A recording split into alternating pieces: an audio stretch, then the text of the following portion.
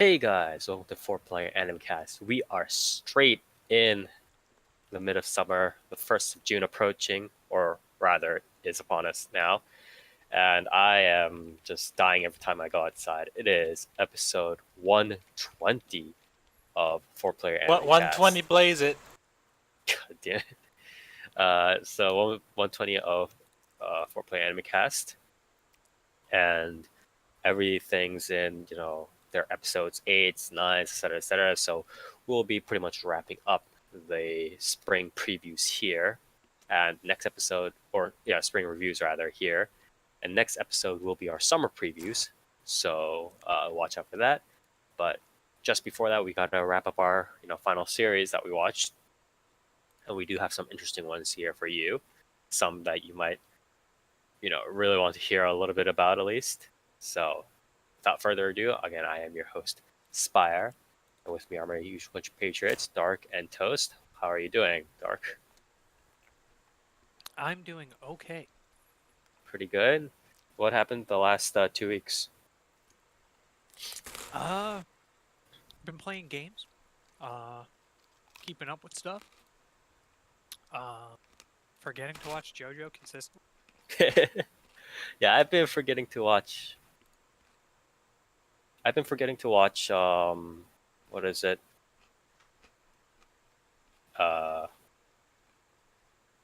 Sending you Shoujo pretty consistently too. It was been pretty obnoxious. Yeah, I think I'm like 2 episodes behind on that as well. The big one though that I started keeping up with is Bungo 3. Oh, really? Yeah, that is a really good season. Really cool stuff. That show never stops making villains become the good guys.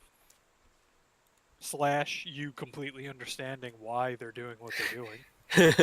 I mean, like, Season 2's villain, spoiler alert, by the way, if you haven't seen the show that's like 2 years old. Season 2's villain is Francis Scott Fitzgerald. Oh. And, yeah, my man.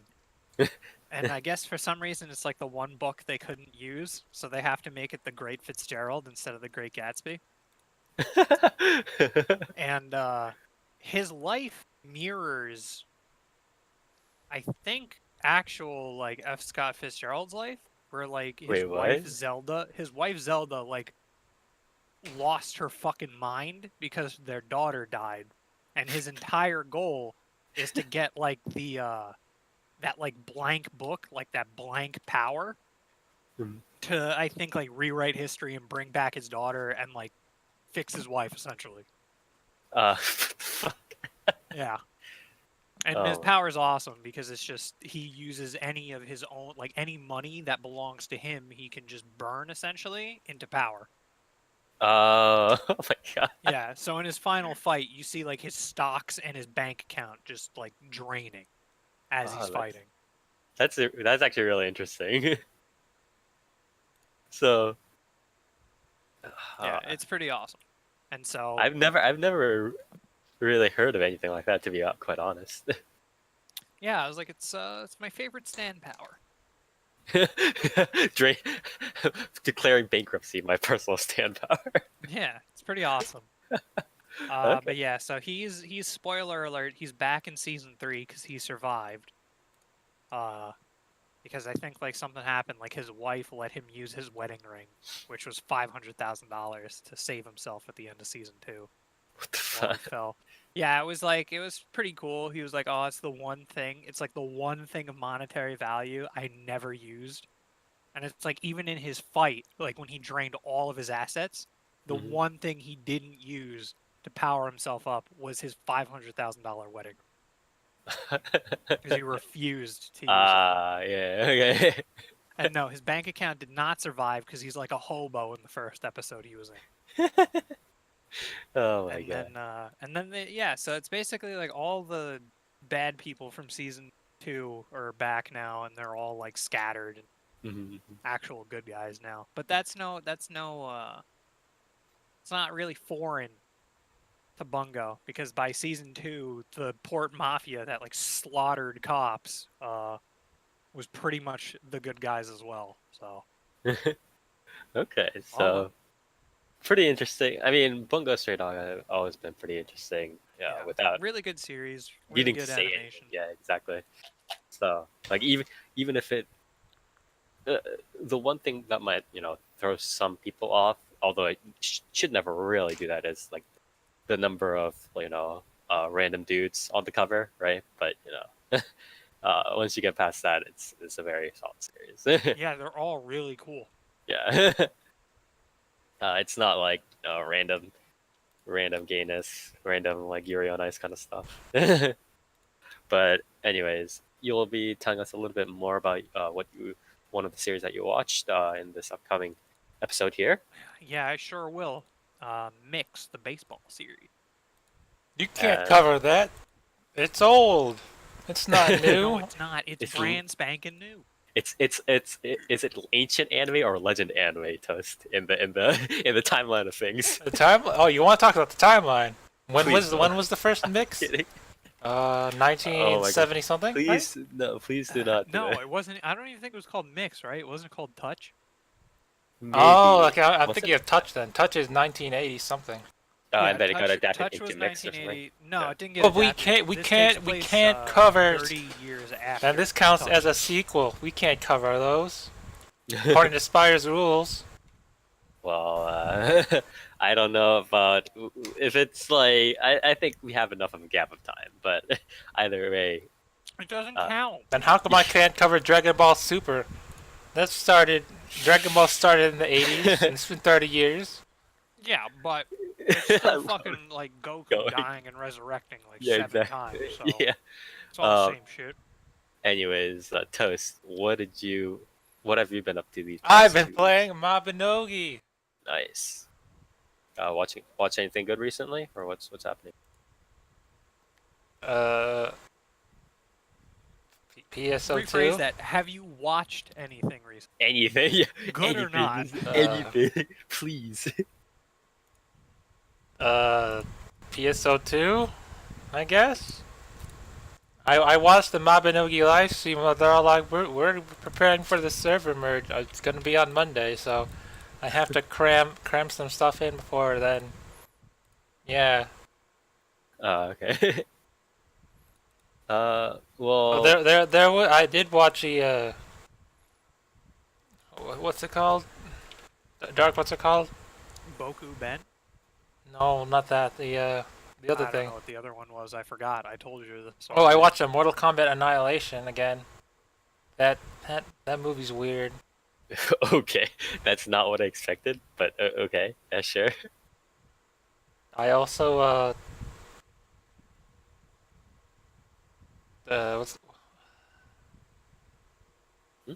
I watched the Godzilla movie, the animated one. You know, the one that recently came out. Not even the fucking new one. The King, not yet. Not yet. The King Ghidorah one. What do you? Jesus Christ! You watched like a completely different. Why? What you know? I watched. I think it's 2001. You know, It's like something completely. It's the animated one on Netflix. I believe it's the third and final one. It's like Endgame comes out. It's like I watched a superhero movie. It's like which one is it? Let me Justice. It's like what? Okay. Planet of the Monsters. No, it's a Godzilla the Planet Eater. It's the one where King Ghidorah comes from like a different dimension, and it's weird. Okay.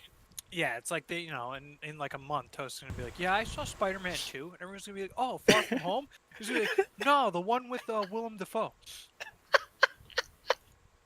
Oh my god. You mean you talking about Death Note or Aquaman? Or Doc Ock, rather. Doc Ock. Yeah, Doc Ock. No, wait, was Willem Dafoe in Death Note? Yes. Fuck, I have to watch. He was Ryuk, wasn't he? Yeah, he was Ryuk in Death Note. Was he? Yes. Holy shit! How did you guys not know this? That was the big deal about it. Watch that movie now? You gotta be kidding me, dude. I am not. I haven't watched it, so I wouldn't know. But anyways, you'll be talking to us about a series that we've been wanting to cover for quite a bit, but you'll be doing that shortly. And as for me, I've been. Spy, what did you cover? What did you watch? I've been watching the usual like stuff like Senryu Shoujo, Aochan, Midarana Aochan, stuff like that. A little bit on the smaller scale of stuff. I've been checking a little bit of Magmo. I've given up on a lot of the bigger series or the bigger, more plot, less episodic stuff, more like plot arc based stuff because I don't know. None of those really compelled me this season, to be honest. I watched Yuno, and I did want to. Which Yuno?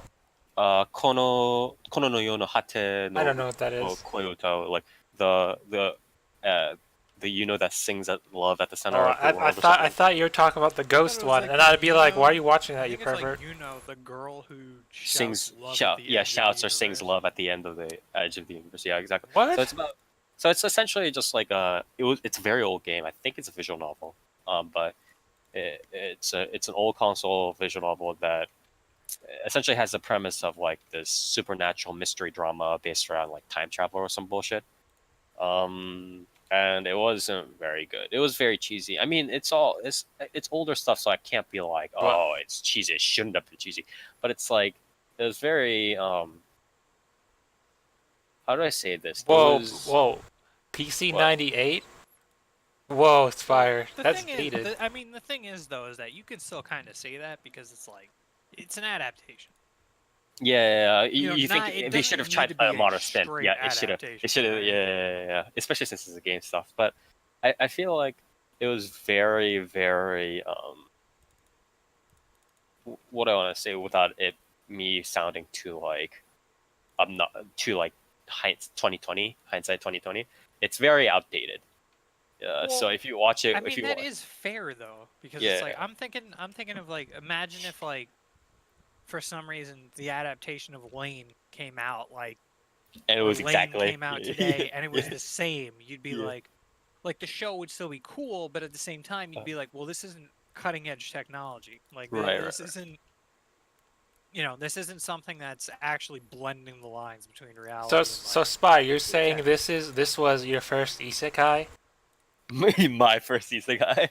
I don't know about that, but I don't know. If it takes place in 1996, that's a prime example of the first yeah, that's another isekai. world, you know. yeah. Yeah. But Tell us about Spire, because I know about it. Well, a very very quick and just summary is that like, the MC finds some like time travel relic device or some shit, and then involving his parents and shit like that. So it's like, for those who don't know, it's like Doctor Strange. I don't know about it exactly. Being Dormammu, like I've come to bargain. yeah, it's time travel, so, like how he yeah, used every that, episode he just shows up. You know, I've come to bargain. bargain, yeah, exactly.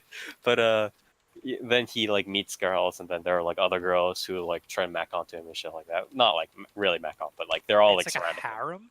It's you didn't It's mention. it's really weird because it's like the first episode they like introduce all the girls like at the same time. Like in the first half they're like, hey, there's this new lady that's like randomly coming up to him. Hey, there are these like his teacher and his mother-in-law and the other girl who's like weird and who's initially macking with his sidekick, and then like just this other girl, the weird girl, the transfer student in class, and then this girl that appeared from the time travel, and it's like all these girls are randomly being introduced. I'm like, okay, I guess this is like the standard visual novel thing, but Spy, Yeah, you didn't mention the most important part. what? The isekai part. I mean, it's not isekai. It's just time travel, like parallel universe. Kind of stuff. Spy, we talk about this. Parallel universes are kind of towards isekai. Alternate No, universes. as in- no, Erased do not isn't count. an No. isekai. Okay, well, I shouldn't have said parallel world.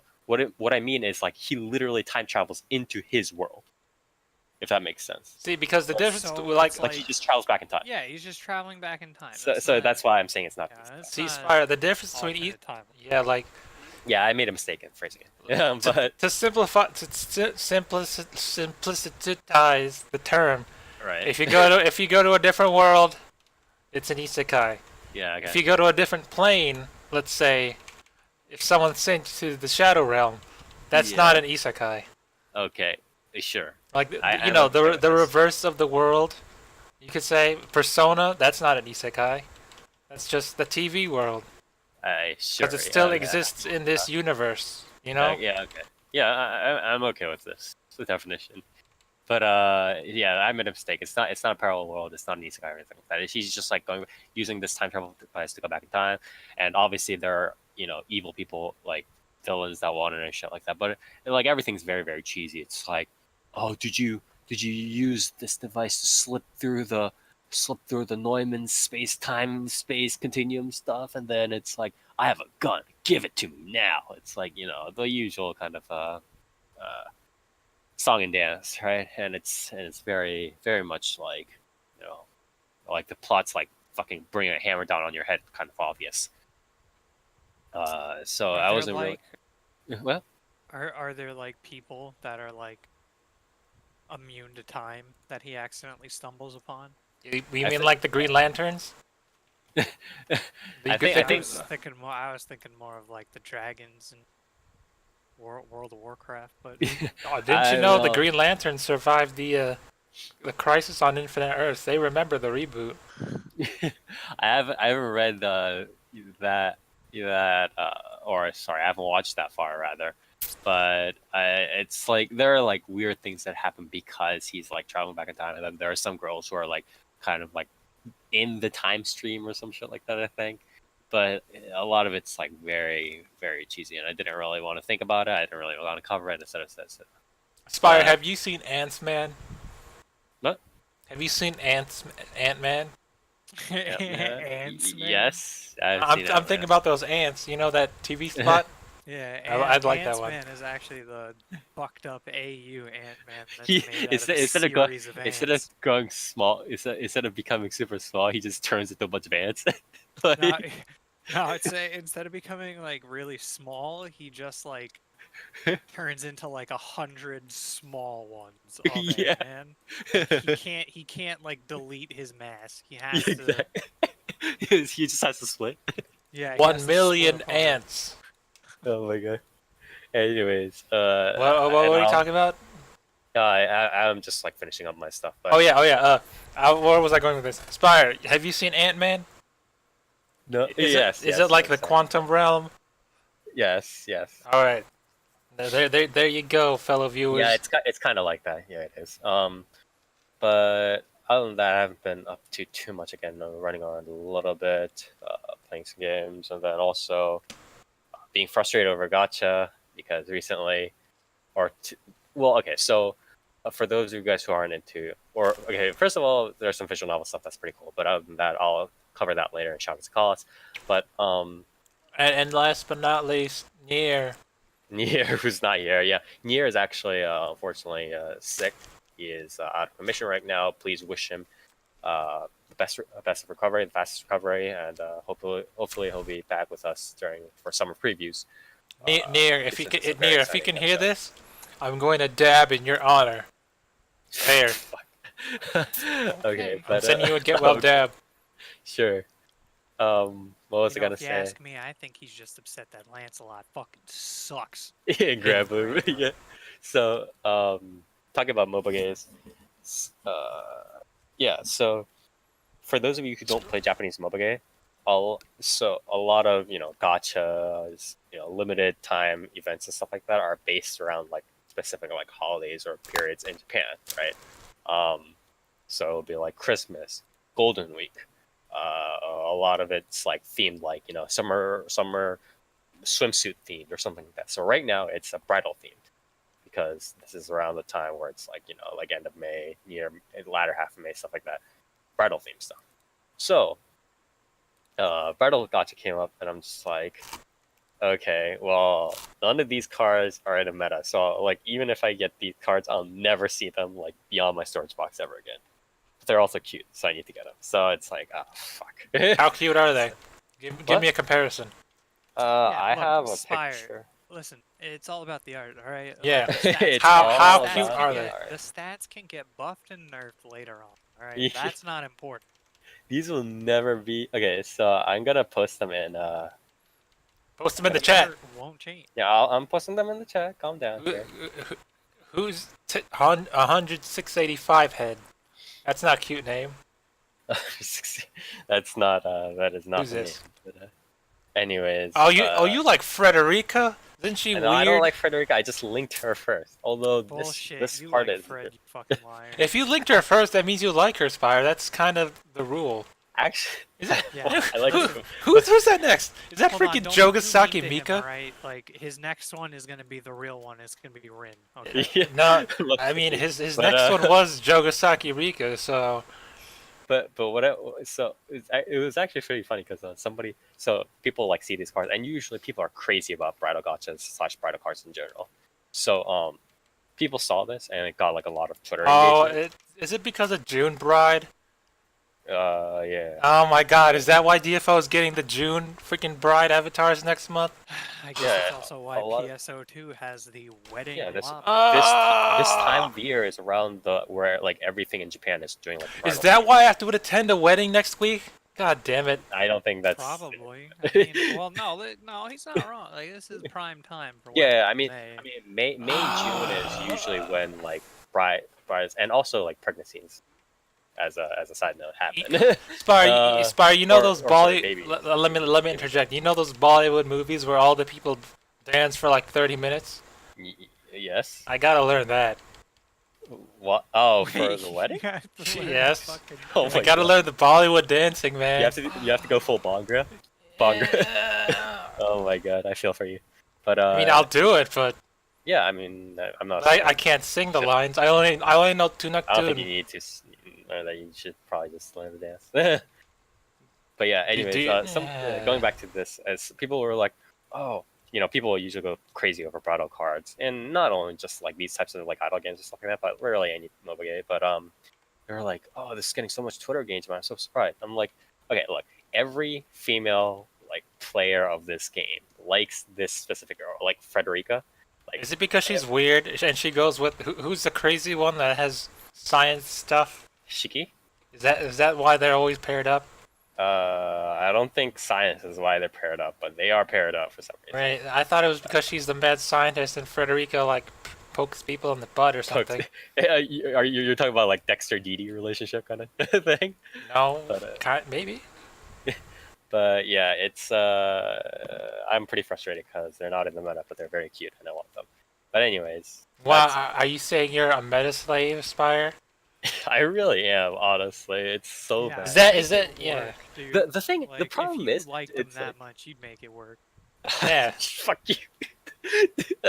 I can't like the thing is like if I spend like the jewels and then I get like slapped in the face with like more like cards that I could have used to make my optimal teams, I'm gonna be so fucking sad. Like, oh my God, I can't. And the worst part is it's like the last video of this gacha that just came out and that I saw. The people used 150 rolls and 15 temples and a spark respectively, like a full spark. So I'm like, oh my God, I feel so like I don't feel comfortable with this gacha. I'm not going to. I can't pull. Like at best, I would do a temple. But yeah, anyways, that's pretty much all the exciting stuff I had in my life the past 2 weeks. Not very exciting, but getting there. Anyways, I'll be talking about my series. Actually, I should be going first here. Spire, what you want to go first? Yeah, let me do the intro. Please let me go first. No, let me do the intro. And now, first off, we have Spire. What did you watch? So I watched again. As I said, I kind of at the start want to cover Yuno because it is the bigger name. But I'll allow it. You know what? I'll allow it. Yeah, I really don't like the series, so I decided to cover some other thing that's like way more, brain dead and more meme, and it is called Hachigatsu no Cinderella 9. Is this related to Cinderella girls? No, so this is the the transliteration will be the Cinderella 9 of August, right? Hachigatsu August. So this is essentially. The premise is just like, oh, there are girls' baseball teams prize, or in Japan's prize. Are they good? I don't know. Are they gonna get to Koshien? I don't think that's really related to Yeah, it. Spire. I know a Don't Koshin. you know every single Japanese baseball sports anime? Yeah, always it's like we gotta go to Koshin. Yeah, man. Are they gonna get to Koshin or are they fakers? More on that later. Don't worry about that. Yeah. We'll talk about that. Yeah, so Hachigatsu no Cinderella 9 is a game original. I don't know. It like came out like a year or like a year and a half ago. Actually, Kizuna Ai, one of the you guys might know her. Is she a Cinderella? Is she a Cinderella girl? What is it? Cinderella 9? Cinderella 9. Cinderella 9. Yes. So she actually helped promote this series with the main character also becoming a virtual YouTuber for a little bit. But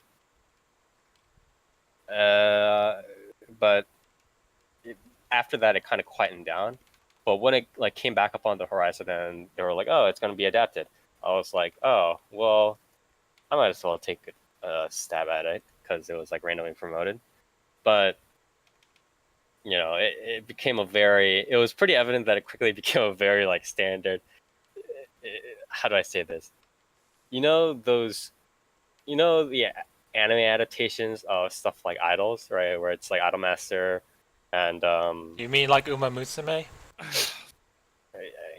guess Probably kind of not. not as it's much. Probably close. It's probably closer to that fucking. What was that like space fishing show? Oh, gross. You know what you're talking about. I know exactly what you're talking about. Well, no, it's a little bit closer to something like I made a mistake when I said Idolmaster first. What I should have said is Love Live. So you know, like how the anime kind of panned out, right? They kind Sunshine or the original? I mean, both are not, not that different.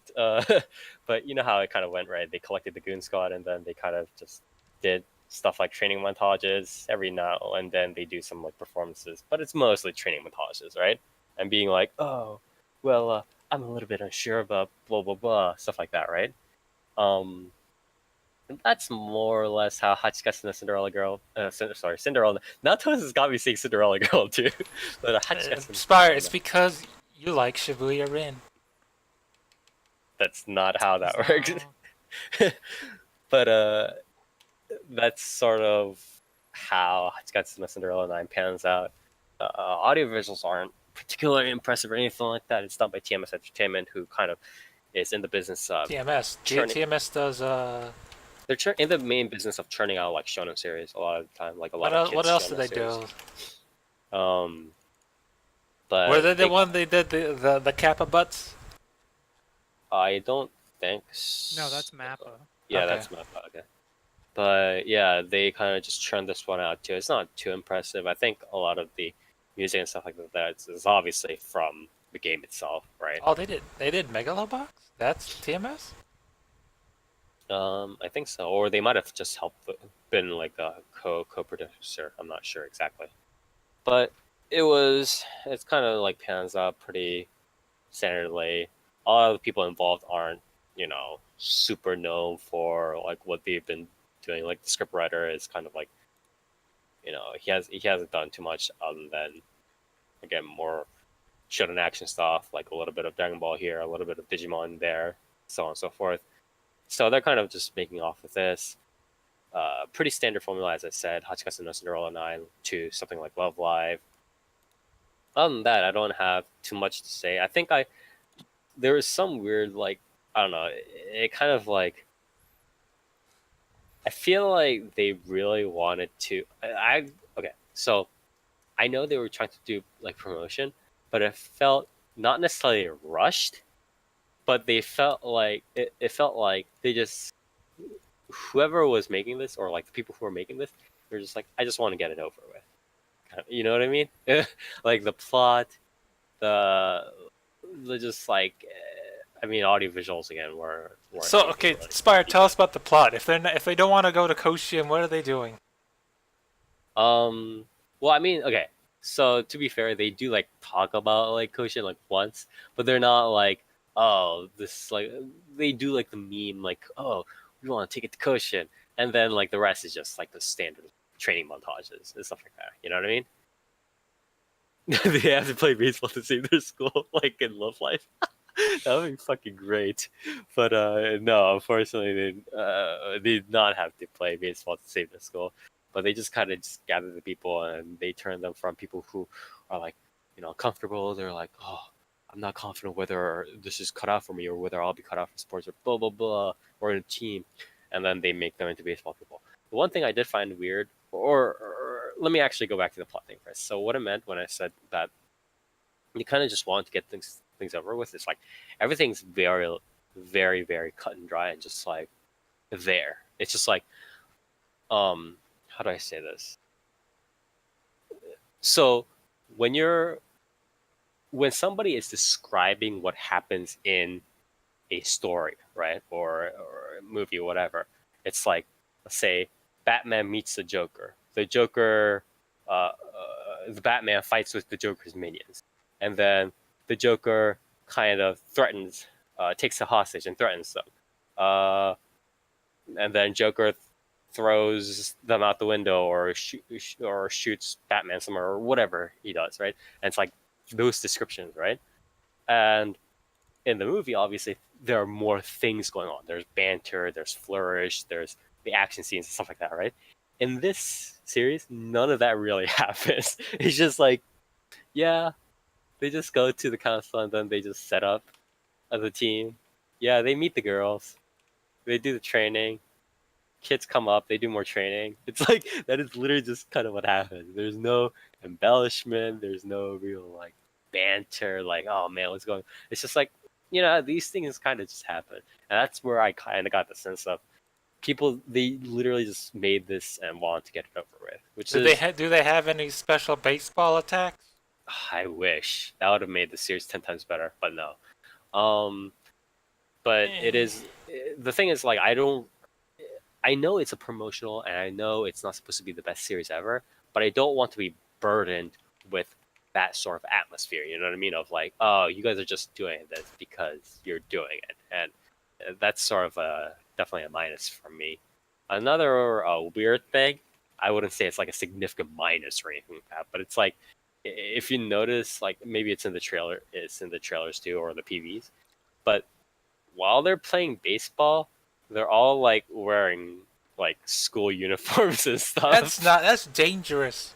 Yeah, it is. But do they even do the slides? I don't think they don't have the hats or anything. Do they do the slide? No. No. They had amateurs. And also, the weirdest part is they don't do that during the games, right? Like they have like the school like uniforms and stuff like that. During training, they're all wearing jerseys. They are better dressed during training than they are during actual games. I don't know what that's all about. So, what kind of show are you watching, Spire? This doesn't sound like any good baseball. So you're saying this show is really bad? Sounds like the evolution of baseball to me. It sounds like the future of baseball. Just have girls wearing random uniforms while they play. But it's like that what is it? That one girl that did like the Chun-Li outfit and then did like the pitch or whatever. It's like that. It's like that was in the GIF. But yeah, either way, I wasn't very impressed with it. I still liked it better than I still liked watching it more than but it wasn't by much more. But it was pretty mediocre. I would have kept on watching it, but the issue is that, or like after episode 7 is like the latest one that came out, or at least got translated. My verdict is like, if it wasn't so heavy in the sense that like it was so obvious that they just wanted to get this out the door, I would keep watching it. But it is very, very, very obvious that all they want from this is just like a side promotion, and I really don't like that sort of feeling. So probably if I would not really necessarily recommend this to anybody except for people who are pretty much mud deep in that game, Hachigatsu no Cinderella 9 already. But that's pretty much all I had to say about it. So I guess if you are already knee deep in that game, check it out. Else, I don't know what else to say. It's kind of out there. But yeah. Speaking of baseball, so it seems that you don't like this series, Spire. Yeah, I'm not a huge fan. So Dark, how do you feel about Spire's crappy baseball anime? Yeah, let's talk about some real fucking baseball. Yeah. Okay. Some real man's baseball here. Spire, that's Just sexist. kidding. First, we have to take a detour and talk about businessmen. Okay. Businessmen playing baseball. Yeah, we gotta talk about the businessmans. No, okay. They control the baseball. Middle school baseball, especially. That's their prime target. But no, if we're moving on to me, I watched Mix, another baseball series, an actual baseball series. Yeah, the real baseball series. They're not fake.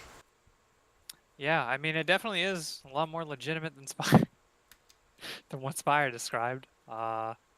It's very focused on baseball. There's like a slight bit of slice of life and romance so far by episode 4.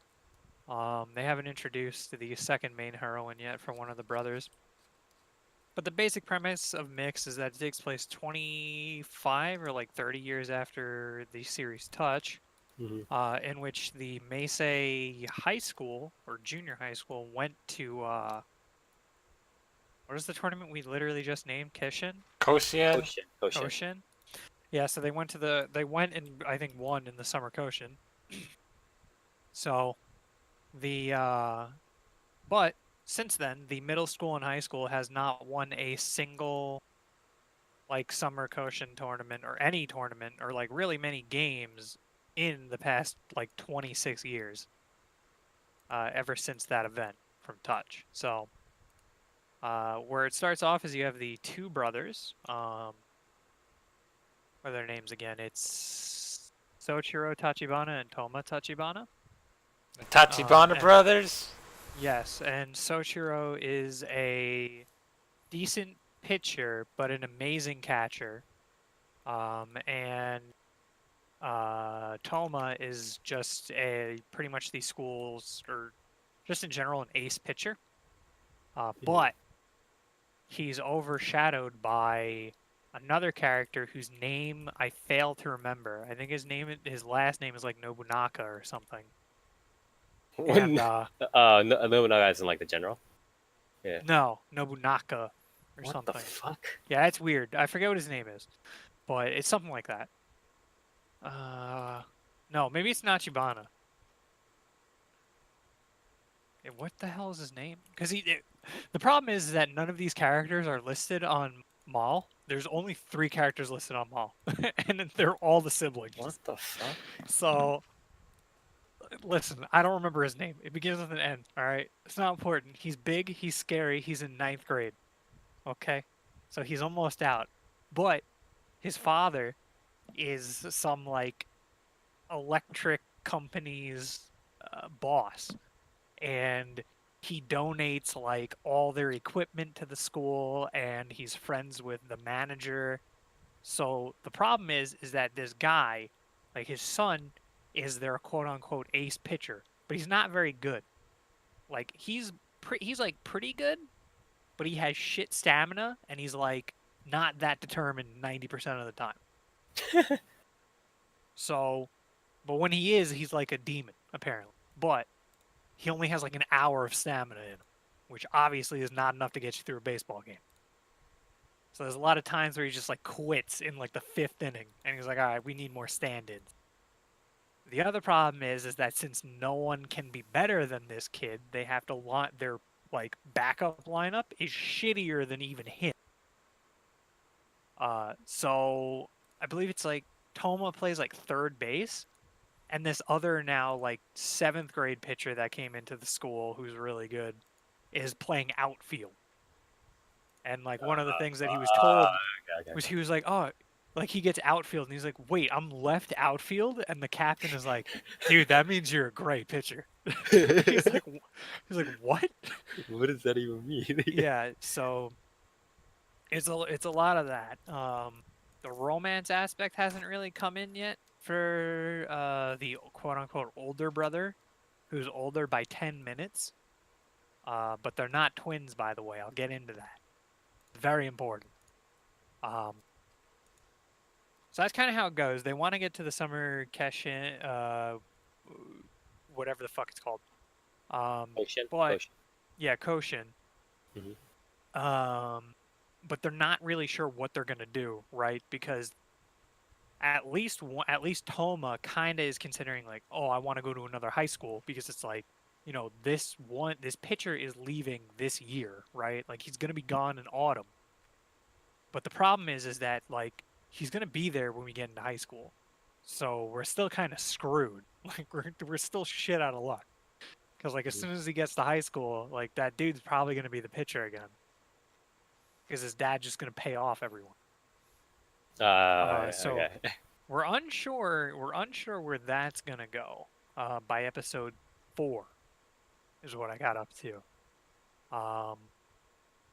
And that's like kind of the main gist of the show right now is just them like figuring out what they're gonna do, and like and playing like some games. Like for one half of the episode is like getting through games, in spite of like them having this really shitty setup with their team. Mm-hmm. It's just kind of one of those things where they're like, we don't have the optimal setup, but at least we're getting better. Even with the people we have, like even with this pitcher who's like loses his stamina, like we're still making do. Mm-hmm. And yeah, like that's the main part. The second part that seems to be happening is going to be the romance part, with the two brothers, because since they're not twins, they're stepbrothers. Because both of their one of their parents died when they were like 6 or something.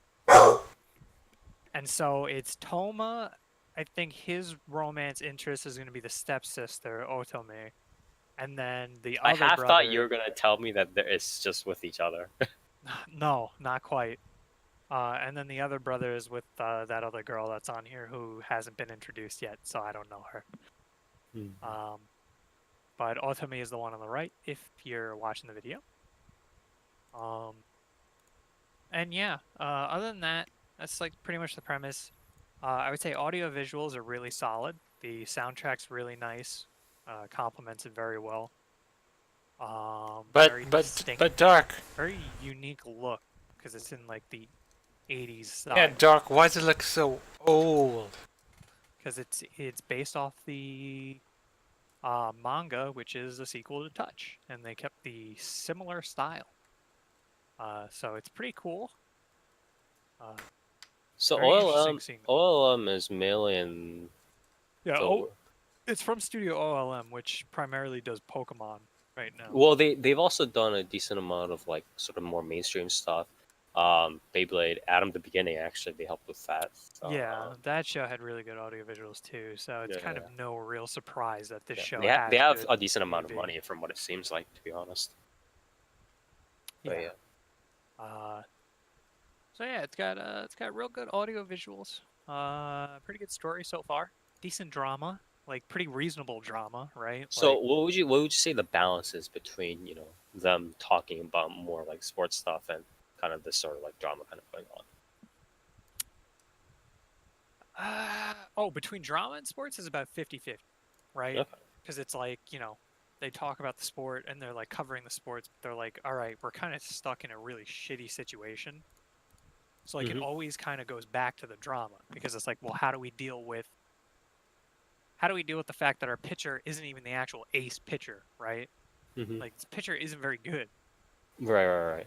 And apparently, I think it's supposed to be that like I think these two characters are supposed to be the children of characters from Touch, because the backup pitcher is the stepdad right now, and the father of Toma, and the mom is the father of the daughter, the mother of the daughter, and Soshiro, the catcher.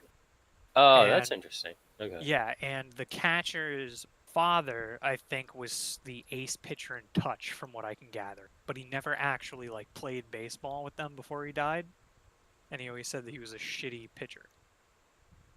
So that's kind of like what they're getting at there. Yeah, so drama-wise, it's probably like 50-50. especially when it comes to the sports, because it always goes back to them being like, just getting by the skin of their teeth, in spite of like their setup. Right. Okay, so in terms of you said, I mean, this is more like a spiritual successor from Touch, right? Than it is like, or sort of like. So is I'm trying to think of how to say this. I mean, You know I've how never seen Touch, but it's definitely a spiritual successor. it's probably right? a spiritual. Yeah, it's probably yeah. Because it's like you'll have the small hints can't of other exactly, yeah. characters that seem like I've never seen Touch and I've never read Touch, so I'm like, it clearly has like the references because it's the same high school. It seems to be like their dads are the characters from that show. Right. So it's kind like that's what I can gather. That's Right. very much a spiritual successor because it's not like they're really talking about like, constantly, 30 years ago this happened. More like, like, oh yeah, 30 years ago that was the last time we won the tournament. Right. So is the references like how they reference Suzuka in what is it, Fuka, that kind of thing? I don't remember that. Suzuka's the one where the dude's a sprinter, and he gets with Suzuka, who's also a sprinter. Well, he hasn't seen Suzuka, right? Suzuka / Spires for you then. Yeah, I don't know. The problem is I haven't seen Mix yet, so that's the problem. No, I mean like. Oh. Yeah, Okay, so let me so spoiler alert. We've already talked about this show, but whatever. The two people in Suzuka have a kid named Fuka, who's and it's like, oh no, I see where you're going with that. Yeah, okay. Where the daughter's named Fuka, but then she's not the real Fuka of Fuka. What? I mean, like, if I have to think about it, I kind of, out of all the Seo Koji series, Kimi to Irumachi is kind of the best one. That's not saying much. Wait, where are you going with this, Toast? I don't know. Okay, well, I'm just saying how they reference like 30 years. The time gap. Oh, it's still within the same universe, and it's like within sort of like these generational kind of things is what you're referring to. Oh, right? so it's like how it's kind of like Yu-Gi-Oh 5Ds, how it references the old Yu-Gi-Oh. Boruto, That's not 30 years. Boruto? Well, the time gap is irrelevant. The point is there is a time gap. Boruto's probably like 30 years, right?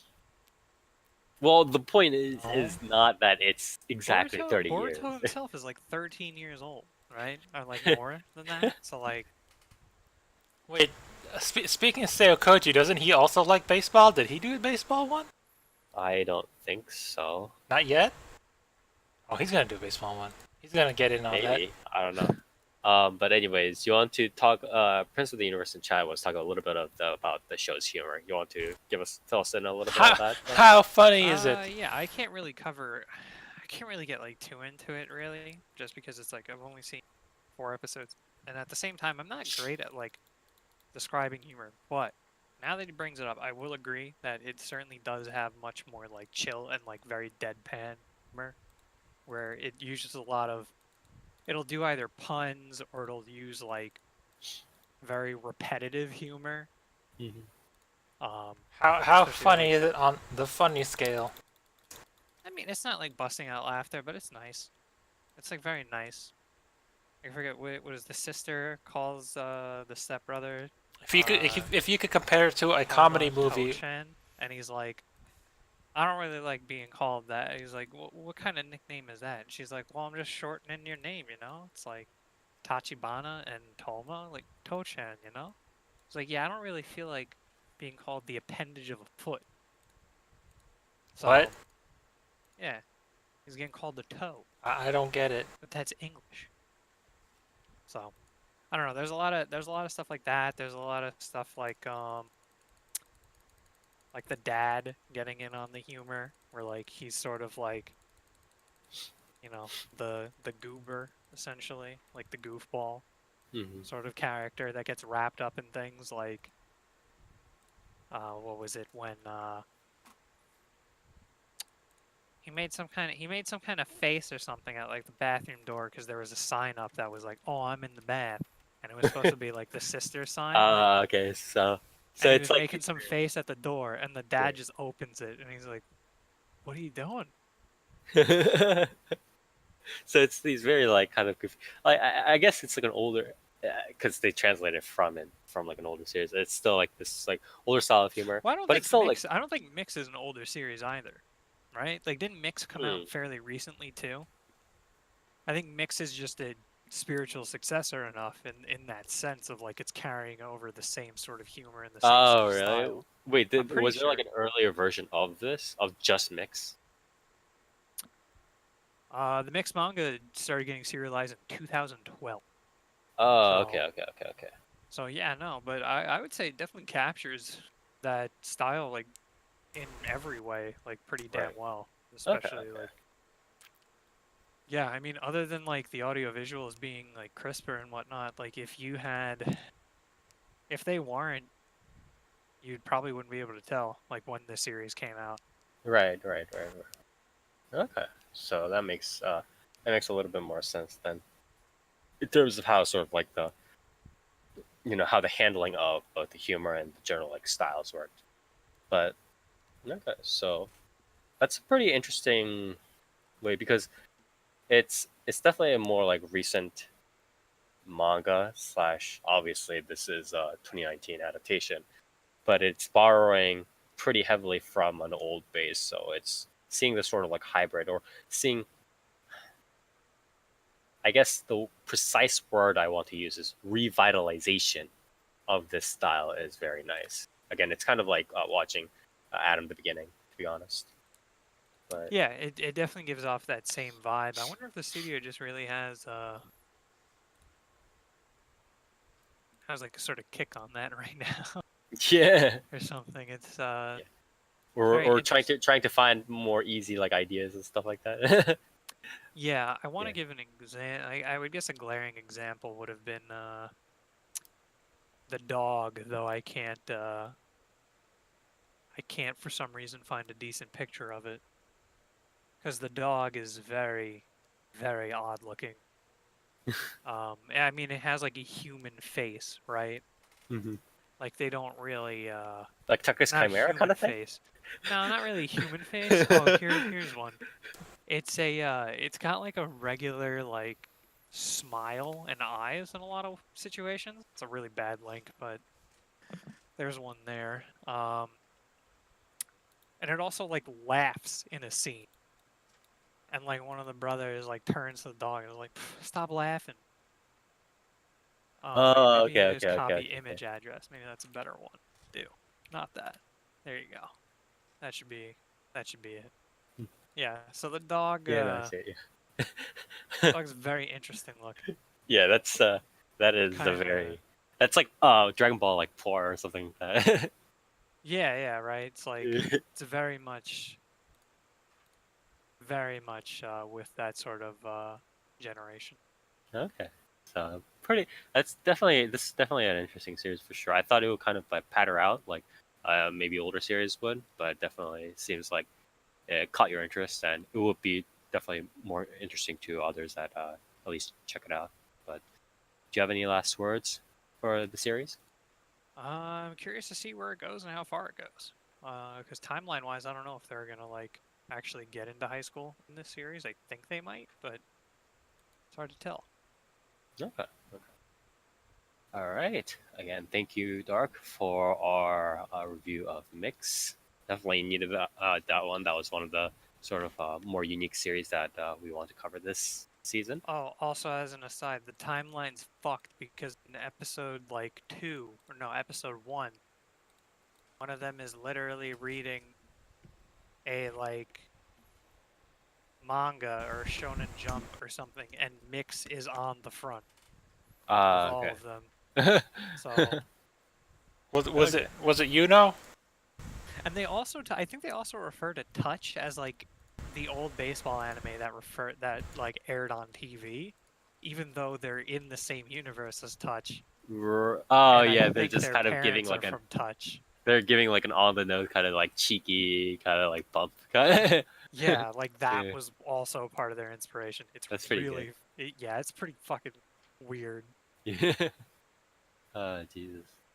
Anyways, with that, again, thank you, Dark, for helping covering Nyx. Again, definitely needed some of that. And with that, we will move on to our final member here, Toast.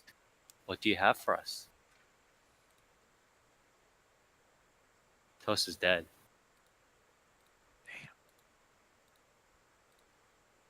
All right. All right. Oh, Well, that's the wrong. That's oops. There we go. Okay. picture. So, you guys like? Wait, how come? Okay, how come How come one of the main two girls is further back in the background than this than the fucking Sensei? What do you mean? What do you mean main 2? Don't you mean know main what I'm 4? You know what I'm talking about when 3 I'm plus 1, talking 3 about plus the main 2? No, there's a main 3 plus 2. No, well, the third one comes in later, but the initial one is the main 2, right? Who is it again? It's the fucking literary girl. Which one of the bank? What? Dude, are you fucking retarded? Did you do you not read the premise of your own series? What are you talking about? Okay. It's the fucking first one, the blue hair one, the literary one, and then the one on You the mean the astrologist and the what is it? The writer, the English major? No, the math girl. I don't know whether she is an astrologist, but No, she's the astro girl, and then the other one is the literary girl. Yeah. You're I forget whether it was physics or astronomy, but it was astronomy. Yeah. But Ceasefire, maybe you don't know your own series, girls. well, at least I recognize which ones are the actual main girls. But anyways, I was wondering why is one of the main girls in the back further back than this fucking support girl who doesn't even appear for at least like 20 plus chapters. Like what? Okay. That's why they're going Inspire. This is a popularity poll, I believe. Oh my god. So that's why you have the favorite up front, and then everyone else is trailing behind, which is kind of weird. Shaking my goddamn head. Why do you got the first place in the front and then the second place in the back? That doesn't make sense. Oh Jesus. Anyways, I'm not too surprised if it is an actual ranking, but keep going. Yeah. Well, what did I watch? I watched this show. Would you like to tell us the title? No. Okay. Okay. I guess we can just not know the series for the rest of the review. Pioche, help me out. What's the name of the show again? It's Bokutachi wa Benkyou ga Dekinai, or we can't study. Oh yeah, that's the one. Study. Yeah. That's. I was looking. I was frantically searching up the English name. If you just search Bokuben, study. It should come on, What? Yeah, oh yeah, Bokuben like Hagane. Got it. Yeah. Got it. So let me tell you the story of these Bokubens.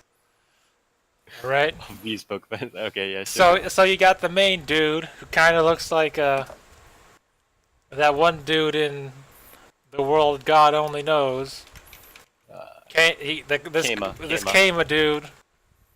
This Kama looking MFer who's all like, hey, look at me. I'm this dude. Or no, I thought no. Is the English name We Never Learn? We Never Learn, or we can't. The translation is can't. But okay, it doesn't really matter. So let's talk about this guy. What's his name? Yuiga Nariyuki Yuiga. He's a dude who's all like, hey, dude, sensei. I want to get this special VIP recommendation and be the bourgeoisie of my school. And they're all, and then the sensei, is it the sensei or the principal? The principal's all like, no, dude, don't call me bro. You suck. Your grades are bad, and you're not a genius. And he's all like, oh no. And he's all like, well, I want to be the VIP. What do I gotta do? And then he's all like, and then sensei or the principal? I believe it's the principal, right? It's principal. Yeah, the principal's all like, well then, if you want to be the cream of the crop of this school, you gotta teach these other two. You gotta teach these two girls how to do it. And he's all like, okay, but if these two are geniuses, then why do I gotta teach them? And the whole thing is, Wait, Prince said that this conversation didn't happen. hey man, fine. Let me pull up chapter 1. Where are you? Oh Where are you? my god, Toast! Please. Chapter 1. Are we really doing this at the? I don't worry. I can speed. So yeah. Because if you didn't remember. Oh yeah.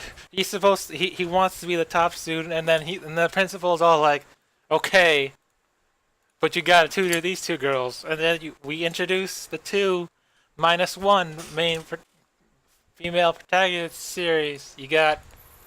No, it definitely happened in the manga at least. So no, I agree with what. Maybe you need to reread the manga, Prince. Anyway, you got. Wait, well, just to make things clear though, is the anime pretty much a super straight up adaptation? Yeah. Okay.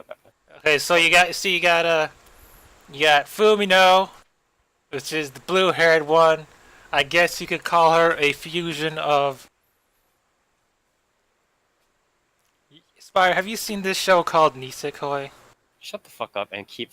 You can call her a fusion of. What's that girl's name? Onodera and. You forgot the second girl's name? Then who's the first girl? Chitoge. Yeah, there you go. Yeah, I got it. You can call her a fusion because she's kind of like this Yamato Nadeshiko type, like Onodera or whatever. Yes. She's also got the long hair like Chitoge. I guess I see what they're trying to get at here. I mean, she's like very standard, like quiet, not quiet, but she's not very. She's not very standard. Gentle. Sure. Demure. Sure. But yeah, she's super smart at literature and art and like English stuff.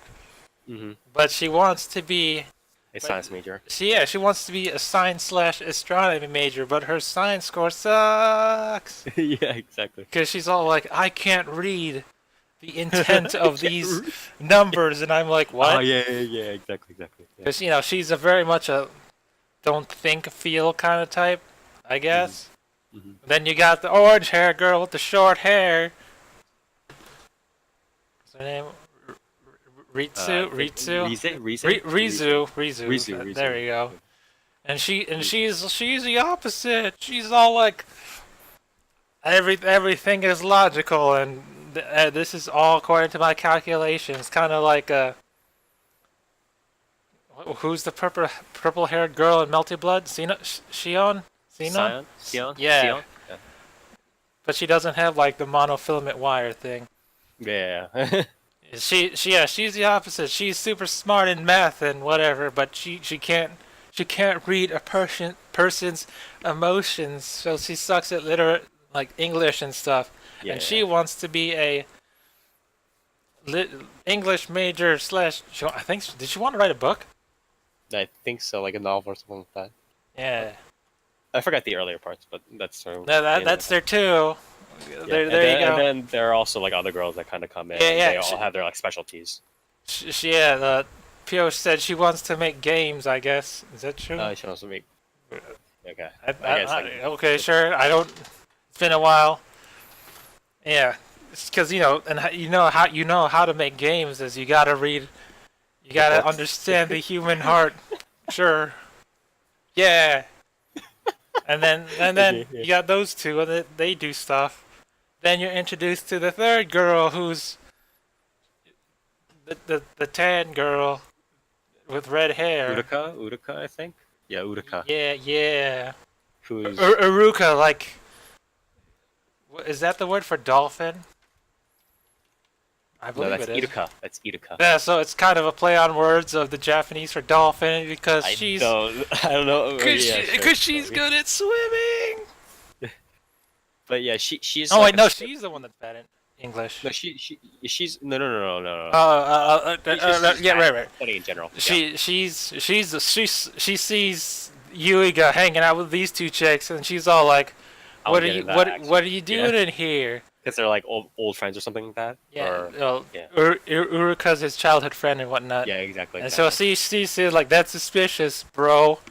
And she's all like, let me get in on this.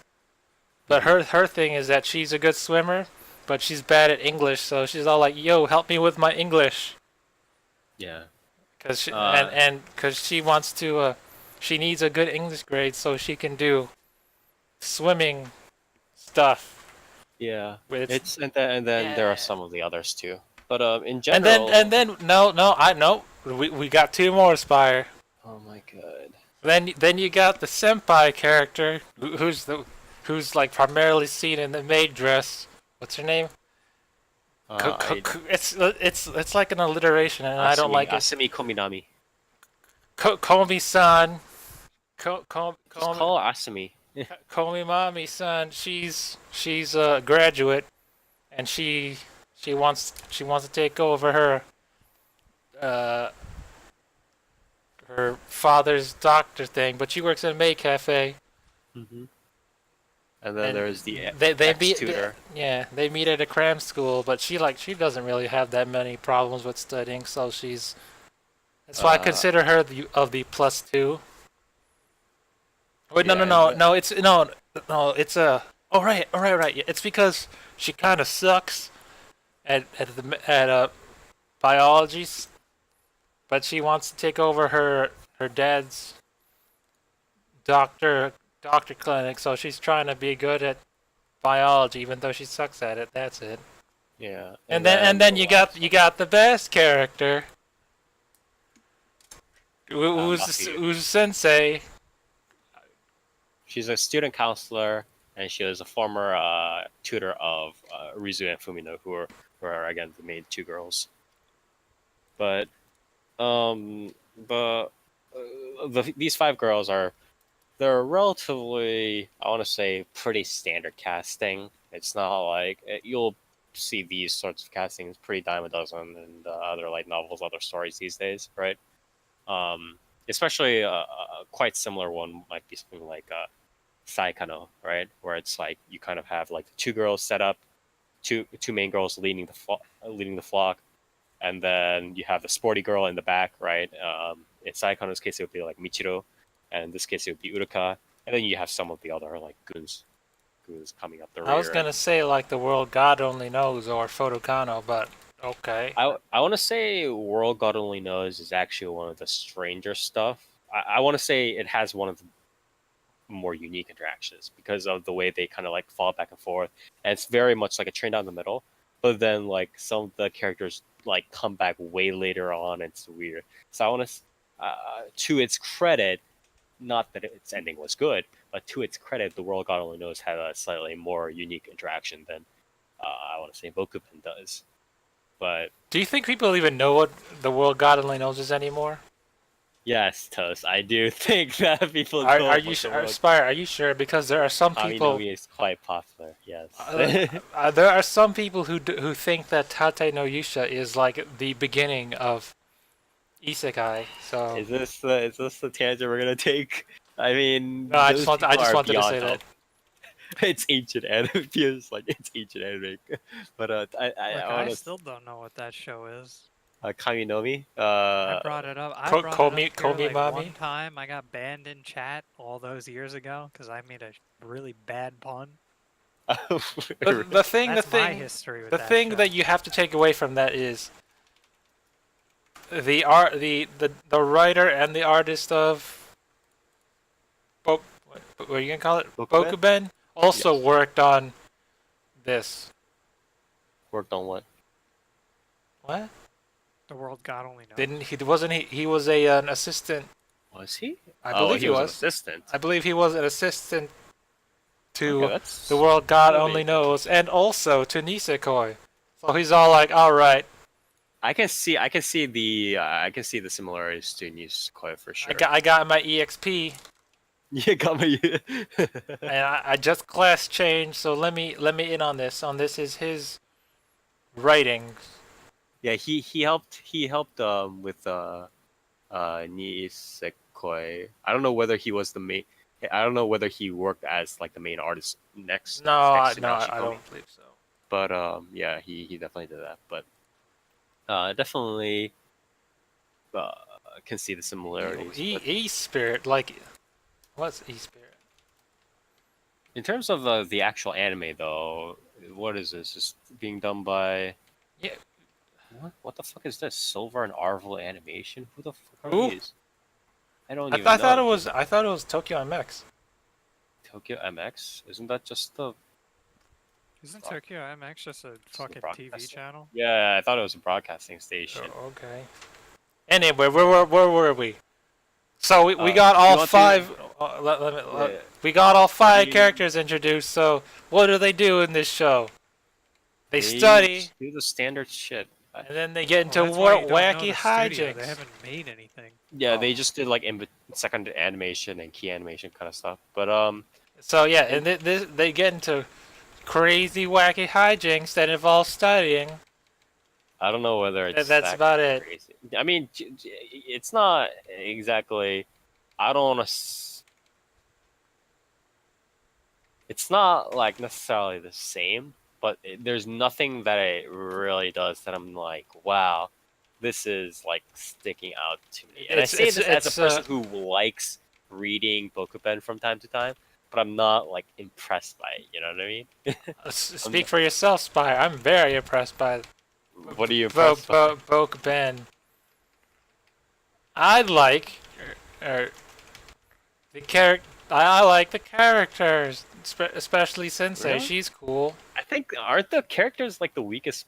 I honestly, I'm not saying that just to, like try to blow your eyes away. I'm saying like I seriously think that like I'm gonna heavily disagree with you all there because I believe the characters are probably the most memorable part of this anime. I mean, you got your favorites, so you pick who you like. But if you're not on Team Sensei, then why are you even here? The thing is, like, okay, so usually how this goes is like they have their shtick, and then they have also like their general timelines from their shticks. Like an easy example would be something like the sporty girl, right? The sporty girl is just like joking around all the time, and then she's like, oh, let me join in because she sees, you know, the MC getting along with it too good. And then it's obvious that, you know, later on she'll be like, oh, I need to be more serious. And then she'll like study a little bit more and then do other garbage to get in the MC's pants and stuff like that. So that's like their standard timeline, right? And then what impresses me is how much the author managed to kind of make that standard timeline a little bit more unique, a little bit more fun, while still making it somewhat like organic. You know what I mean? No. But I mean, you've seen all these sorts of general paths that these girls take before, right? It's like the you know, the science girl gets a little bit more, you know, how to kind of work it by feel, and then she becomes, you know, better at, you know, getting along in terms of like playing games or whatever she does, and thus gets closer with the MC and learns to, you know, maybe express her feelings a little bit better. The literary girl learns a little bit more about, you know, her science. That the science part is usually like the transition to science part in like manga and these sorts of like rom-coms is usually a little bit more vague, but she'll like, you know, get to know the MC a little bit more and just fall in love in a pure-hearted way. And then again, the sporty girl is doing the sporty girl thing. You know, she's joking at first, but then she becomes a little bit more serious about the MC and stuff like that. But I have to ask, since you're the expert on this topic, why did they gotta make Iruka wet all the time? Because she's usually why do they gotta make her wet? Because she's swimming? Yeah, because she's like after she's swimming, she's always got this weird wetness about or moistness about her. And later, usually what happens. Later when they're in the sauna, she's all like, "Oh, I'm sweating," and then later on, is it in the manga? Yeah, probably in the manga where she eats that hot ramen. She's all like, "Oh no, I'm sweating." I think. And then she's worried about her sweat, and I'm like, "What?" I think that's just the author's fetish. With what's happening here? Sweating and swimming and being wet, stuff like that. I have no real theory, complex theory on explaining that, except it's probably maybe he likes free.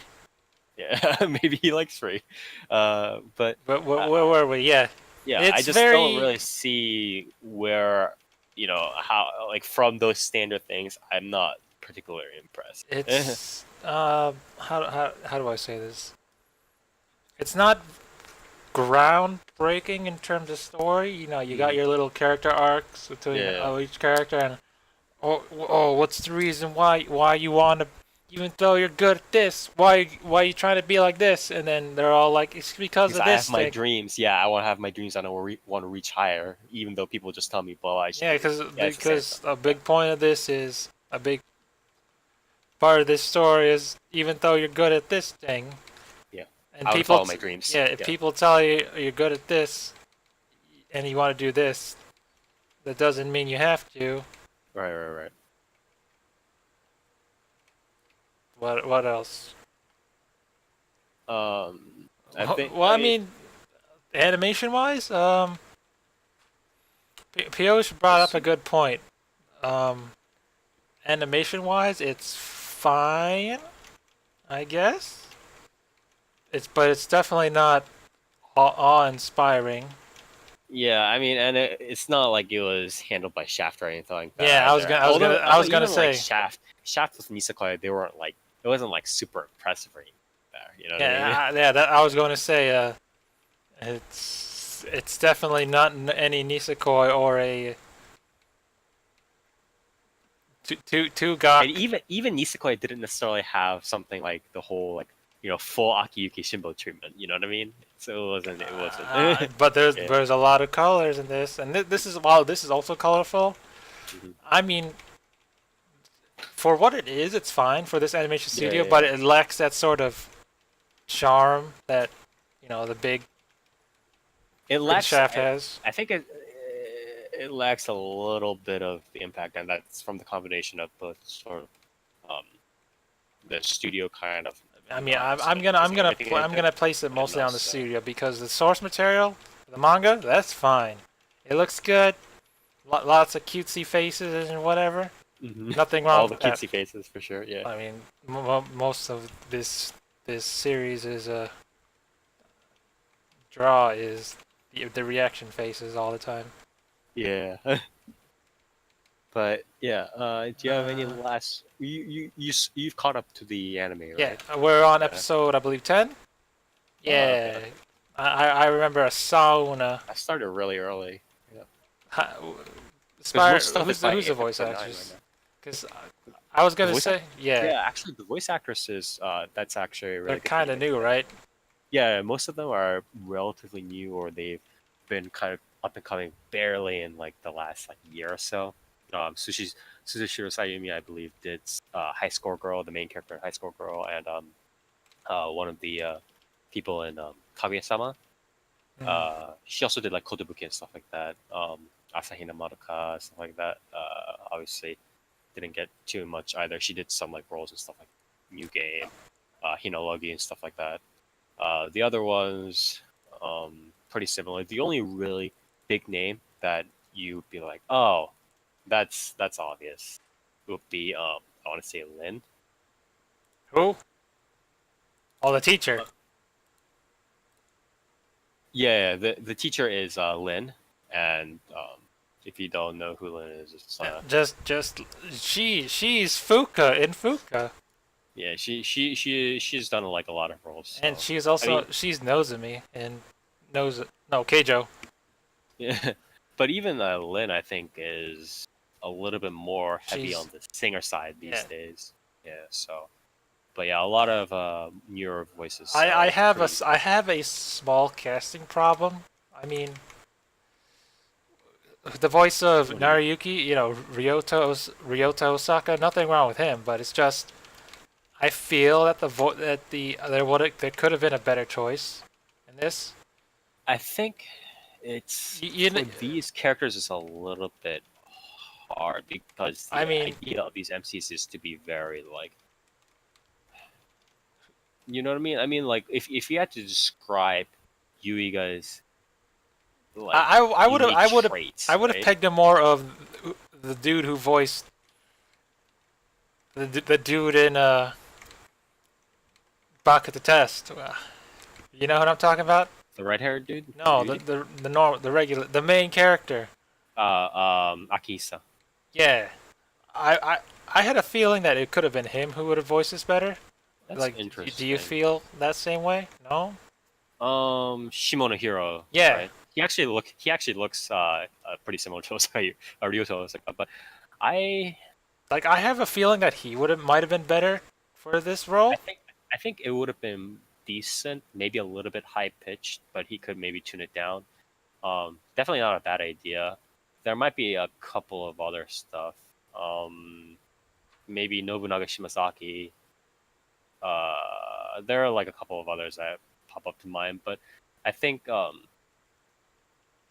little bit of this was also just maybe he didn't get really good enough directions on what exactly the character is like, and maybe like just again, the MC in this one is a little bit vague as to what his unique, distinct traits are like. Like he has the usual like kind of like petulant, like, oh, why do I have to do this? But studying or like reaching for your dreams is really important, and kind of like pulling the girls up by their bootstraps, right? Stuff like that. He has that like hardy sort of thing going on that a lot of these MCs usually have, but he doesn't necessarily have a real like unique like thing for I want to say a voice actor or an actor to grab upon. I think might be part of the problem here. Like the other characters, like the heroes, all have kind of their shticks, but Yuiga doesn't really have his shtick. That's not the usual, like, you gotta work hard, you gotta chase your dreams, which is less of a character trait than it is more of like a sports ad. You know what I mean? So I think that might be part of the issue with without the voice acting. Yeah, that's really that's like my only small gripe about voice acting. Yeah. Otherwise, let's see, who is it? Uruka, Sayumi Suzushiro. She kind of does a good faux pas of not Kana Hanazawa. Toyama now. I kind of get that same feeling of her. She's got that same tonal thing. Mm-hmm. No, I can see where you're coming from for sure. So good for her. For her, yes, you kind of sound now substitute. Yeah, she kind of sound like that one super popular voice actor. Yeah. Well, I mean, no, it's actually surprisingly a good talent to have, right? Because it's like people that sound like Ogura Yui or like Toyama now or Kana Hanazawa, stuff like that. Well, obviously, if they can't hire the S tier or A tier actors, they're obviously going to turn to somebody who's relatively similar, right? But definitely an interesting and mostly true observation. But anyways, what else? Well, this show's great. Good stuff. Yeah. Good stuff. Good stuff. Okay, Some people might not like the story overall because it's more very it's very not methodical, by the books. There's not much story focus. I think it's that's more a very good way to put it. By the book for sure. It's more weekly, periodical, where this thing happens and that's it. It doesn't it doesn't have much of an impact towards the overall story, but then you got this small character arc that does. Mm-hmm. Yeah, I mean, if you want a more heavily story focused kind of harem kind of thing, I would say there was this other show way back in the past season that you might want to look up. It's called The Quints. God damn it, Toast.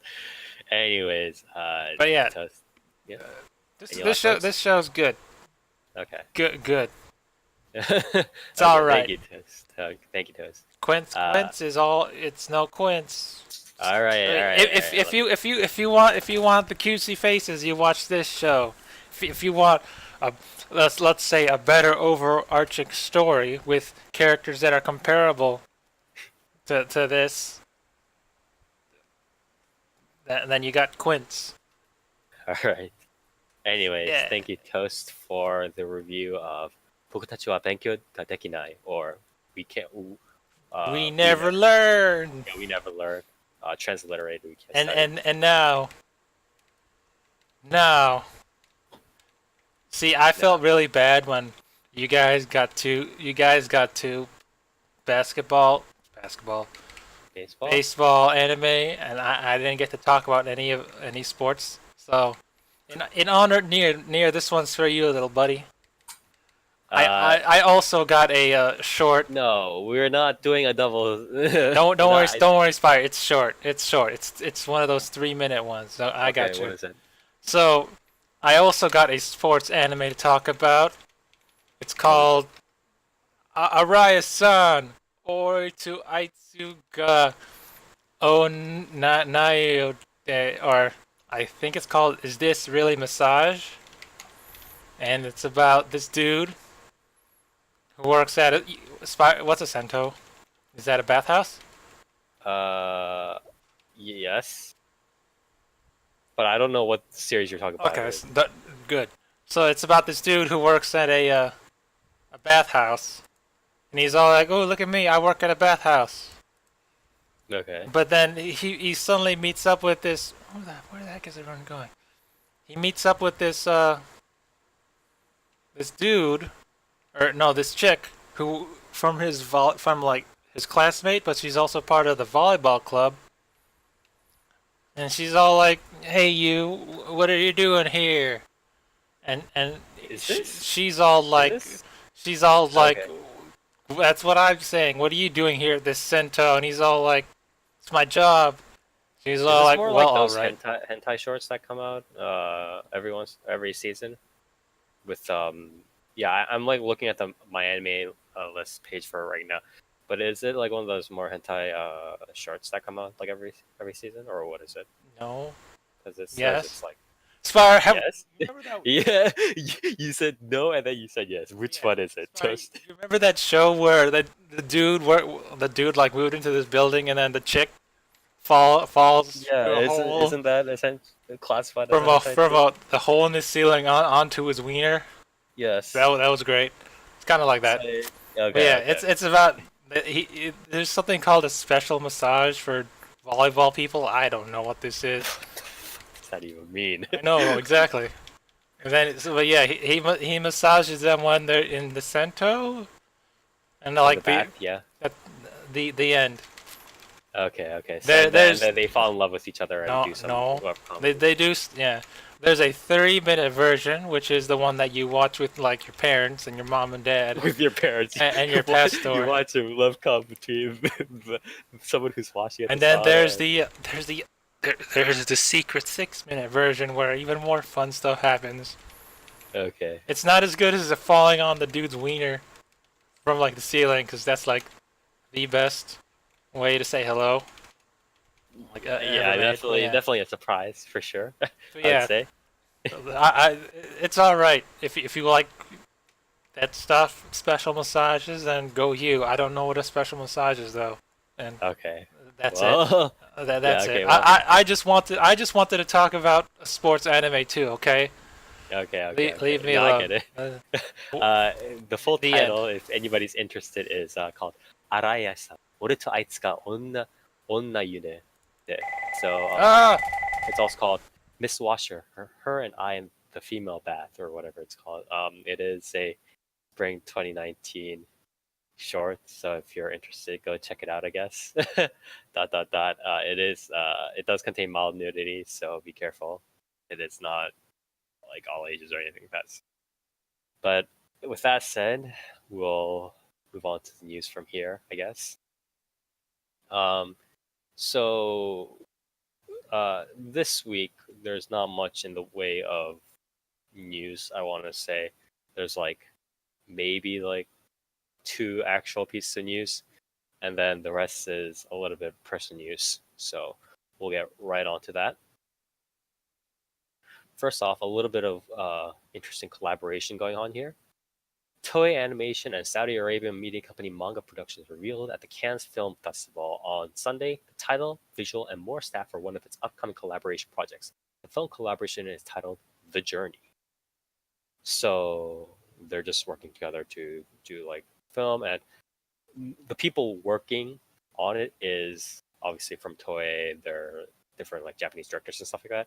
But the funding is obviously coming from a lot of, and the production stuff is coming from Saudi Arabia. So Manga Productions, the Saudi Arabia production company, is a subsidiary of the Prince Mohammed bin Salman Foundation, also known as MISK, and named from Crown Prince Mohammed bin Salman of Saudi Arabia. The company aims to create animation, comic, and video game projects to quote-unquote promote Saudi ideas and messages internationally. MISK signed a memorandum with Japan's Digital Hollywood University in October 2017 to train Saudi designers and programmers in creating animation and game. And obviously, this is also another sort of wing of the MISK Foundation. So like, what's Saudi Arabia got that Japan doesn't?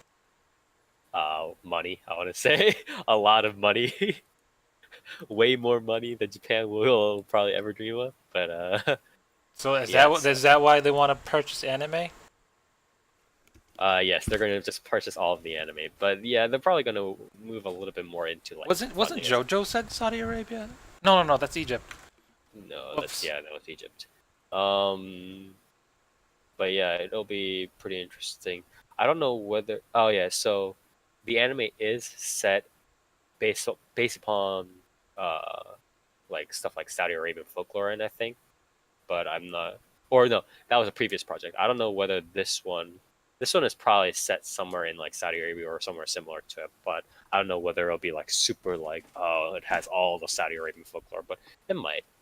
We're not sure yet. So pretty interesting. More money coming in, obviously, to Japan industry. I don't know how far the collaboration will go, but it's probably definitely gonna.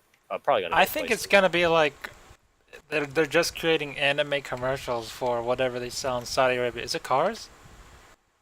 I don't know. No, they don't export cars or anything like that. But a lot of most the way a lot of Saudi Arabia's sort of markets work, a lot of it's in the financial services specifically. But this is not a conversation I really want to get into. But it's mainly stuff like financial services. That's all I can kind of say about that. But anyways, moving on to the next piece of news. Give me a little bit of a second here to adjust this. But anyways, so this is a little bit of just news, general statistics in terms of Japanese home video rental streaming markets, stuff like that. Well, Pio said oil for Saudi Arabia. That's not exactly. I mean, it is a significant amount, but a lot more of it's just like general financial investment. But anyways, the Japan Video Software Association, or JVA, the Digital Entertainment Group Japan. JAV, haha. Yeah. The Digital Entertainment Group Japan, or DG Japan, and the Institute for the Arts, or IFA, released a report on Thursday about the home video market and user trends in Japan in 2018. The report stated that Japan's total paid content market, comprised of DVD and Blu-ray disc sales, home video rental sales, and paid video streaming, had an 8.0% increase from 2017. The 2018 total was the highest since the video streaming market total began to be recorded in 2013, and the highest overall since 2010. The expansion of the paid streaming market, including subscription video on demand or SVOD services, contributed to the reported growth. And then the paid video streaming market reached a 31.1% increase from 2017. The market more than tripled since records began in 2013. The DVD sales actually dropped 7.1% in 2018 from 2017, and that total is less than half the total in 2007. And 2018 also marked the first time that the number was less than paid streaming services.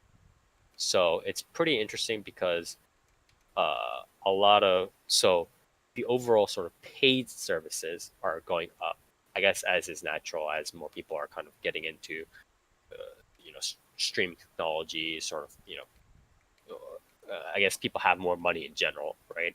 Because oftentimes with these top countries, GDP is always rising. But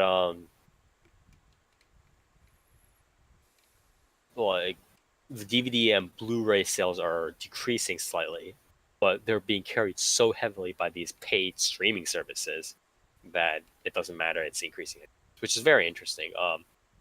There seems to be obviously a very, very strong sort of a streaming service going on there. Maybe perhaps even stronger growth than something like Netflix stuff. Obviously, Netflix isn't like a growth company or anything like that, but it's very interesting how the market there is growing in terms of just like general streaming. So we'll see how this sort of changes, or even grows. It grows even more as time goes on. And with that, we're actually done with non-people news, and we'll quickly move on to the people news here. First piece of news. Police arrested a 24-year-old male on Monday for allegedly issuing a death threat to NGT48 idol group member Yuka Ogino.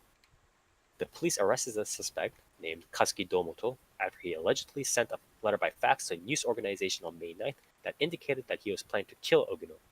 The police stated that Domoto admitted to sending the letter but denied any intention of actually killing Ogino. NGT48 is a sister group of the AKB48 idol group based in Niigata Prefecture. This is also This is also the same idol group that had the scandals involving Maho Yamaguchi and the men who assaulted her, and the whole scandal thereafter. So obviously more bad things falling on the idols of this group. Very unfortunate. Hope obviously the man himself is brought to justice, and also that Yuka Ogino stays safe afterwards. Do you think it's a rival idol gang that's doing this? No, I think it's just. Is it AKB48 that's doing this? They're the rivals, right? The secret. No, well, it would be NGT48 that would be the idol rival, technically. Because you think it's them? I believe it's them. I hope not, but that would be pretty funny if it was. What was that one about Idol Wars? Was it Idolish? I forget actually. There's been a lot of those series recently, so. But next piece of news. Publisher Nihon Bungeisha announced on Friday that manga creator Tadashi Kato passed away of an illness on October 15, 2017. According to Nihon Bungeisha, it was Kato's family's wish to hold off on announcing his passing until now. Kato drew the original 41-volume The Chef manga with author Mai Surugina from 1985 to 1993, and with their subsequent sequels. And he also drew the 3-volume Satellite no Nichi manga and Weekly Shonen Jump. So, condolences to his family and friends. Next piece of news. Anime director Yutaka Yamamoto posted on his blog last week that he will no longer work in the anime industry after finishing his Hakubo, or Twilight, film, adding that he, quote-unquote, swears never to work on anything related to animation again. He came to the decision after special preview screenings of Hakubo in Iwaki, Tokyo, and Osaka. He commented that the film is, quote-unquote, in a bad state, and apologized to those involved in the production. In the post, he said he finally realized after 21 years of working in the industry that, from the beginning, I haven't been able to make anime. I'm not sure what this quote means. He added that he will still work hard to improve and finish the Hakubo film while still meeting the scheduled June 21st date for our nationwide release. So it's getting, obviously, shaky production issues. Yamamoto himself filed for personal bankruptcy on March 4th. So, Yamamoto Yutaka has been involved in a lot of things like production stuff, doing episode director, doing general direction stuff like that for various series, stuff like Fractal, a lot of smaller stuff from what it looks like. He did Kanagi. He did a little bit of Lucky Star, some other stuff, Wake Up Girls. But it is interesting how he kind of went out like that. I don't know why he said this exactly, in where it's from the beginning, I haven't been able to make anime. It is very interesting. I would maybe like to see like an interview, but he probably won't do one. Very unfortunate. Wish him the best of luck in future endeavors, obviously. And this is another sort of unfortunate, I want to say, piece of news. Voice actress and singer Tomo Sakurai announced on Twitter on Friday that 2 years and 9 months after her retirement, she's returning to the entertainment industry. She stated that she is also going to be active on Twitter and Instagram. Sakurai has already voiced roles in the commentary of the Iron Fortress, the Battle of Minato film, as Moonbeam's mother, and Fafner the Beyond film, as Anida. In her retirement announcement in September 2016, she stated that it has become more difficult for her to use her voice, and she decided to retire for that reason.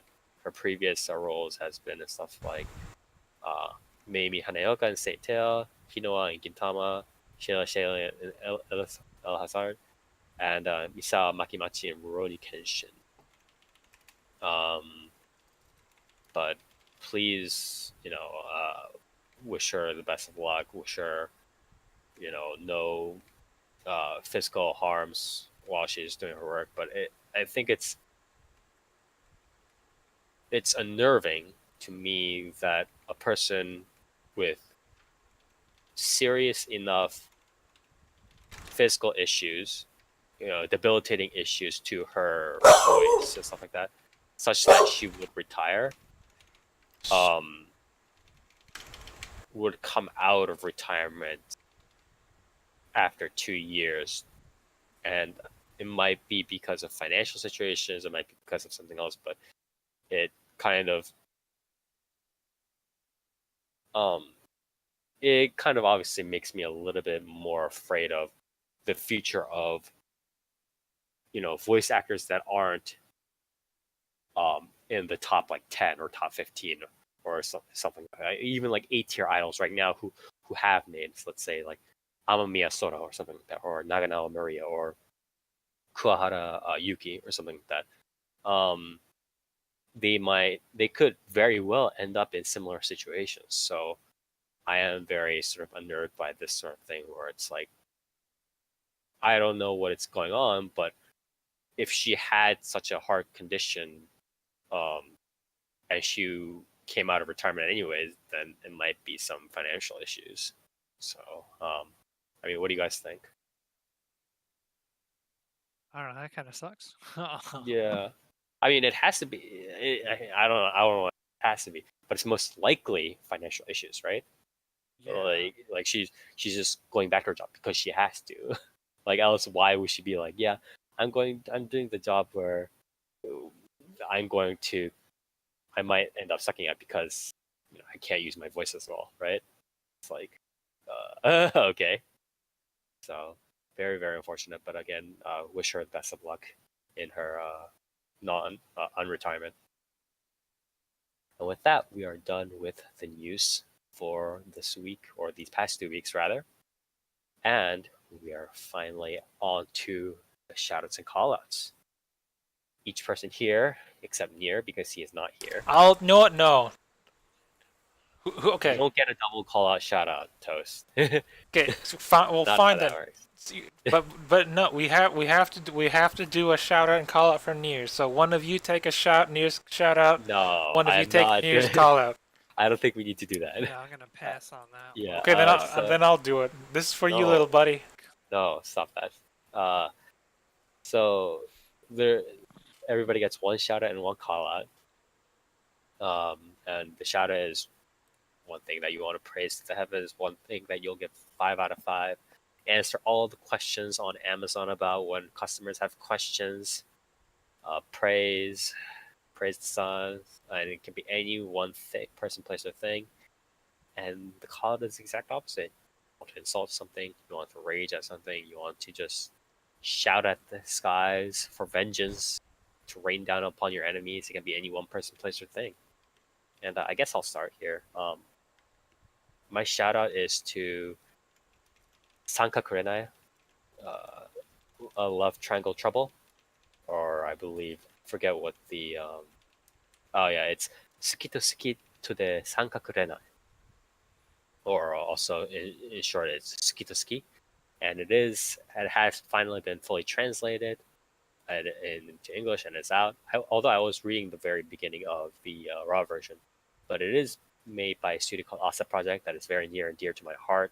I've read one of their visual novels that have not been translated yet, called Puramai Wars, and I really, really, really like the way they do the humor, the snappy dialogue, the interactions, the unconventional sort of route flow. It is very, very nice. So I'm sure that this one will be the same, and I'm really, really looking forward to at least diving into this one. If I don't have the time for the others, at least this one. So shout out to this one at least. And call out. And my call out is honestly to the general like Gotobun no Hanayomi universe, both the actual story itself and the community that's like reacting to it. Are you saying you don't like you, Spire? That's because you like, was it Miku? No, I like Ichika. Oh, all right. You like Ichika the Betrayer. Ichika, the only one that's making things exciting. The one voiced by Ayane Taketatsu, the Betrayer. But honestly, it's like it's taking on such a fucking standard turn, and the author is like wasting so like the author knows that it's like coming to the ending, so he's just like throwing out all these like stupid, standard, garbage red herring flashbacks that I don't give a fuck about. And any person with a brain and has read more than one rom-com harem series could give less of a fuck about. And he's just throwing them out, and it's wasting our time. And everybody's like, and everybody in the fucking Gotobun community who's into it is like, I can't. Oh my god, it's such a. Don't do this to me. Oh my god, I can't believe. Oh, Yotsuma in the flashback with the flashbacks, and it's oh my god, but then the other girls, and then the other girls who also had the history. It's like, but Spire. I already figured out this mystery like fucking months ago. There's gonna be a sixth girl, and Yeah, she's Spire. dead. Who is gonna travel through time? Spire? Don't you remember this? They revealed the sixth girl that he really met. Maybe you need to read the manga more. Did they really? No. No, No. I'll just say kinda. But yeah, what's his name? Remembers a sixth girl. The thing, it was all a dream the entire time. Nice, yeah. But honestly, like every time the author shows me some garbage flashback to waste 2 chapters of her time, to waste everybody's time, and just throwing red herrings that don't really matter, because there's only possibly going to be 2 endings at the end anyways, first girl or quasi harem. So I don't know why he's trying to waste his time that much. So I don't know. Call outs to them, and call outs to anybody in the Gotobun community who's still arguing over whatever girl. They're like, I can't believe there's so much surprises, and it's so no, it's not unique. Everything's been so standard so far. It's like, what do you want? God damn it. So call outs to those people. But anyways, next on the line, Toast. Shout outs and call outs, please. I'm not ready. Okay, Dark. Alright, well, my shout out is going to be to something not anime related whatsoever. I'll allow it. I'm shouting out Elder Scrolls. I never like shout out any or call out anything anime related at this fucking point. No, yeah, shout outs to Elder Scrolls Online for being like an RPG in an MMO. It's pretty sick, honestly. Nice. It's a very fun game. You know, you get a lot of interactions in that game that are really organic. I was like asking people in a dungeon, like, how the fuck does being a vampire work in this game? And this guy's just like, oh, yeah, I'm a vampire. I can, like, bite you if you want and turn you into one. Like, I still got mine for this week. I was like, oh, shit. Nice. Okay. And so he turned me into a vampire, and it's been nothing but a detriment since, but it's very fun to be one. I don't know, just that game is very much an RPG. It's more of an RPG than it is like just a streamlined MMO, which is kind of what everyone wants from an MMO at this point. Right. Not many people really are looking for a game that's just going to be like this cut and dry, you know, You fucking go in and you do a dungeon and then you're done for. Is ever. that because Elder Scrolls Blades and Fallout 76 are not the experiences they wanted? I mean, the Elder Scrolls Blades is apparently fucking garbage, as is. I mean, Fallout 76 is like, I played it at launch, and that's it. It was. I mean, it was an entertaining game in a way, and like you could kind of see it going somewhere, but it was a pretty bad overall, and like really like strange for like what's it called?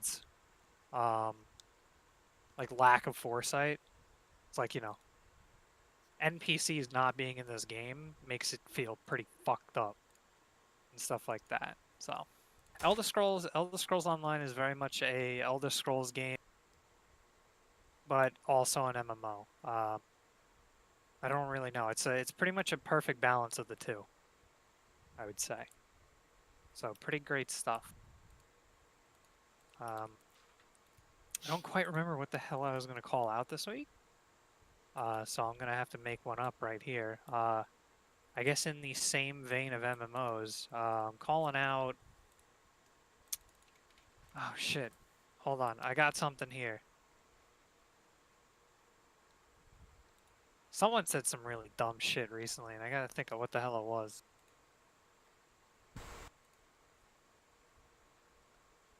Fuck it. You know what? Whatever. I'm calling out World of Warcraft. That game is still bad, so whatever. Classic's coming out at some point. That'll be fun. It only took 15 years. It's kind of crazy. MMO-wise especially, like with World of Warcraft and just Blizzard stuff in general, it's kind of insane how blind like one company can be essentially to like their shortcomings that are really obvious to a lot of their players. And it's just really obvious where World of Warcraft especially is lacking right now. Right. And it's just not getting fixed anytime soon. It's really heartbreaking in a way. And it's also kind of just like, I don't know how to say this, but it's like, I mean, it still has like a lot of money, but it's like still like losing steam in a sense. You know what I mean? Well, I mean, World of Warcraft in general is at it's easily its lowest point ever in its entire lifetime. Right. BFA has been like pretty much a death sentence. Like it's really bad, and you can tell just from the way they talk about it, like in the way that they're finally admitting like they have these problems. And it's just a lot of people finally are questioning shit like, why do we have 8 faces in this MMO to customize our characters with when like other MMOs have sliders and shit? It's like, can't you guys add more customization? And just certain things like that, like $60 level boosts. It's like, why am I paying you $60 to skip your leveling system? It's like, oh, because your leveling system sucks. It's like, well, maybe you should fix that instead of selling a boost. Like, wouldn't that be the answer? And stuff like that's been going on. So it's pretty interesting to see people start to like really delve into game development and really start thinking about games based on how MMOs function and like what they liked about things like Classic. And, like what I was saying with Elder Scrolls Online of like those conversations you have with people where you need to talk to other people to figure things out, or you need to like really coordinate. Or just in general, you just want to talk to people to get shit done. A lot of WoW now is like, you kind of just log in, you do your own thing, don't need to converse, don't need to do anything with anyone else, so why bother, right? Like, right, exactly. Yeah, it's not like you can even really make, unfortunately, you can't even really make the argument of like, oh, well, you can talk to people. It's like, yeah, I can, but it's a waste of time. Like, I can get everything I want done that isn't raiding without talking to people. So why would I? It's like, why do the hard stuff when, Yeah, it's like, do you want, it's like, oh, like in Classic, you had to team up for quests or you die. It's like, well, in live, yeah, sure, you can party up with people, but if the quest takes 30 seconds either way and it takes 2 minutes for you to party up and like, meet up with each other in the world space, like you're literally just pissing away 2 minutes that you don't need to. Exactly. So very unfortunate. very interesting things are happening in the world of MMOs. Yeah, definitely. There's going to be a decent like. I mean, do you think it's kind of this thing where it's like at some point, as WoW really kind of goes out, there's going to be this like sudden vacuum that'll get filled in, or will it be like this slow decline and it's like the vacuum's just gonna get slowly filled in by like other stuff?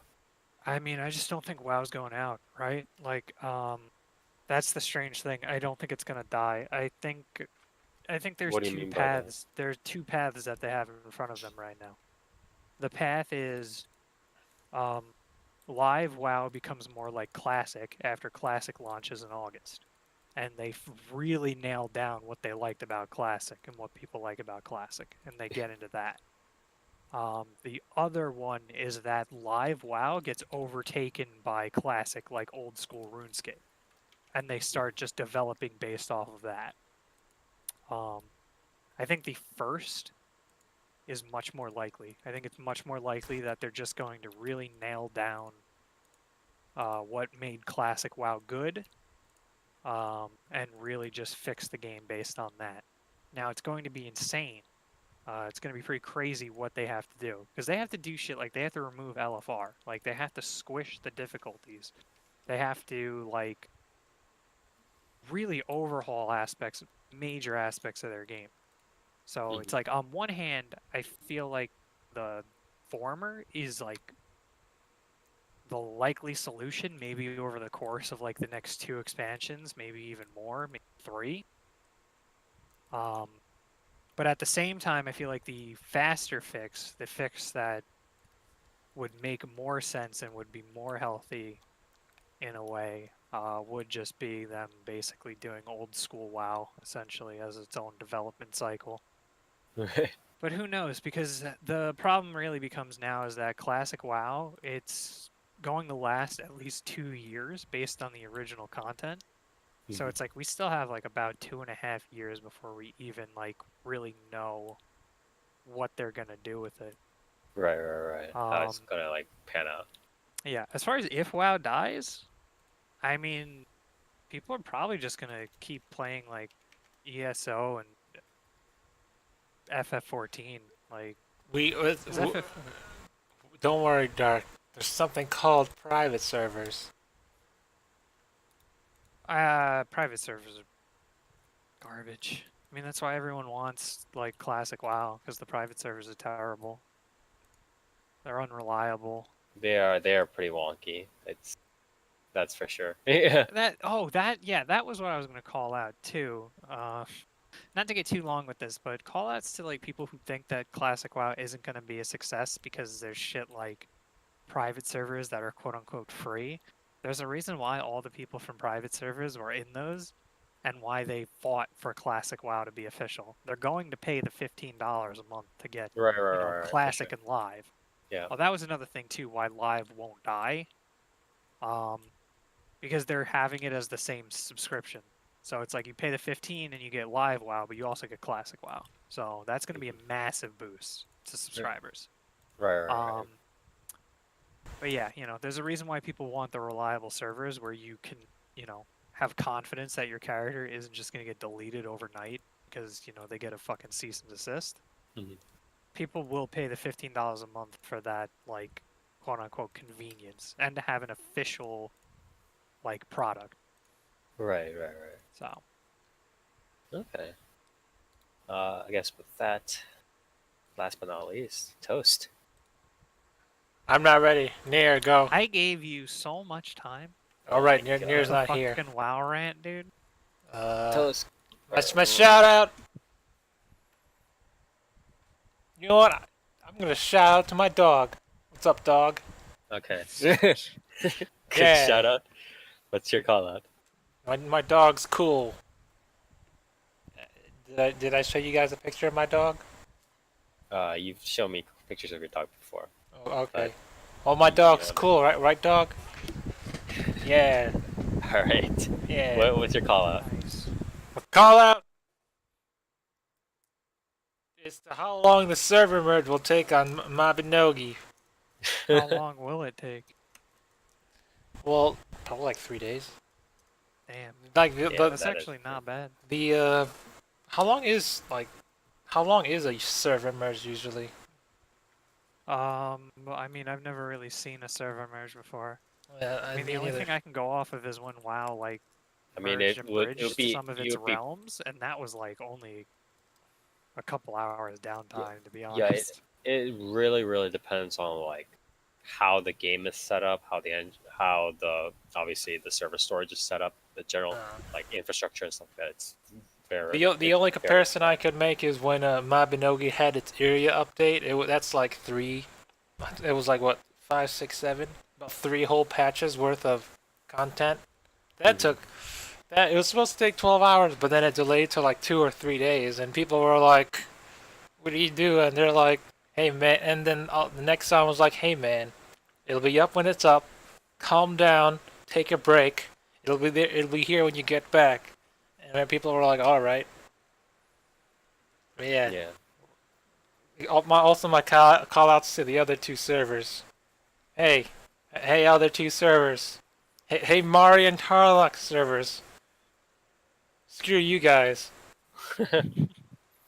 You know the thing where you know the meme where that dude finds a flag in the trash and he's like, "Huh, what's this?" And then he sees the other guy holding another flag, and he's all like, "Wow, fuck that guy." And it's kind of like that. Okay. Screw you guys. You guys are coming to our territory. Okay. Damn. Well. Yeah. You're what is it? You think I'm stuck in here with you? You're stuck in here with me. Rorschach. See you at the next guild war. Anyways, thank you very much, Toast, with your shout out to Callouts.